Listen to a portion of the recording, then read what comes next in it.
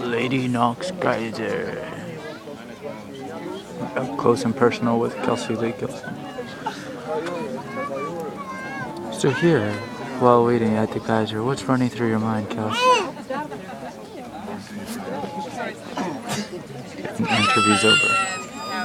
No comment.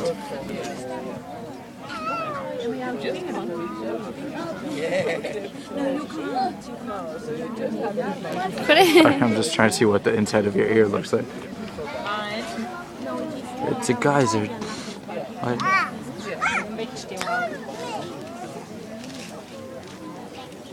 Come on, let me put my arm on your shoulder so it's not a shaky video.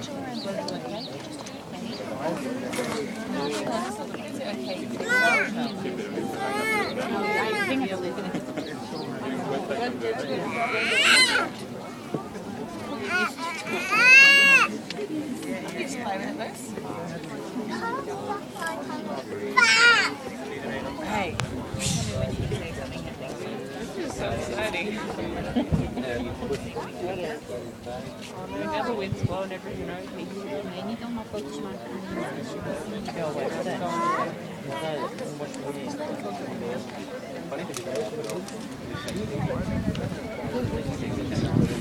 We're going to the pool later tonight, yeah?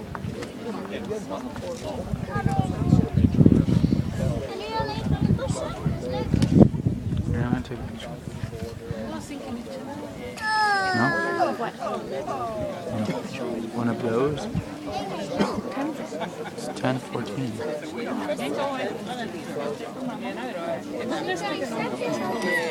It's been nice. Good morning, everybody. Good morning, everybody. That's more like a welcome to Wild Up in Thermal Wonderland. My name is Craig, and I'm here to talk about Lady Knox Geyser this morning. But before I do this, let me give you a little a bit of information about housekeeping in the park here. Obviously, after you've been to the geyser today, most of you will return back to the Thermal Wonderland itself. It is a geothermal area, so please stay on those form tracks and don't cross any barriers. That way you won't be on tonight's menu, and we hope that you won't on tonight's menu. Anyway, a little bit of history about Lady Knox Geyser and geysers in general. Now, 100 years ago in New Zealand, there were over 130 geysers. Now, due to man doing some crazy things and not really thinking about the environment, we're now down to about 15 geysers in the Taupo volcanic zone. So, really, geysers are a pretty rare phenomena. And today you're going to be able to see one of these rare phenomena go into an eruption for you. Now, in fact, this area here is actually an old geyser field.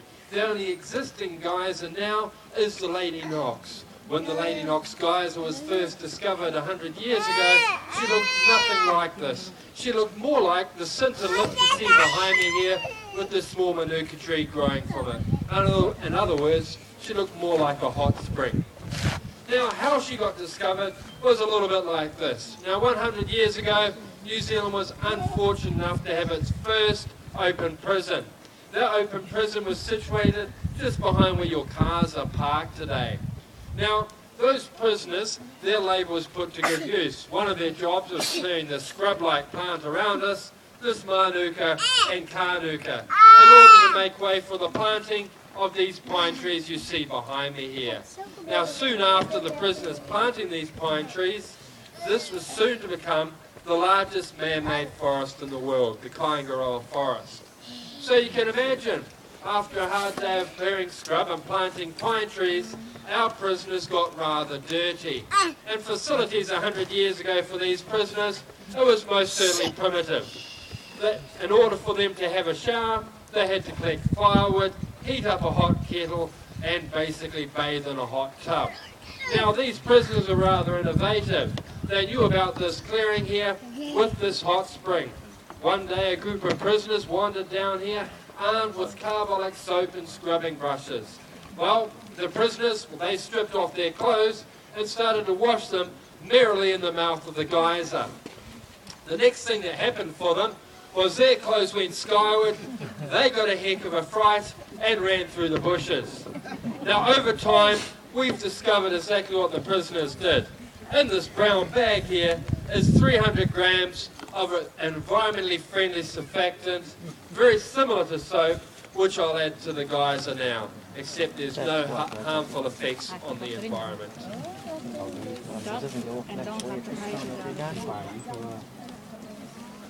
Now I've got time to explain what's actually happening underneath the ground.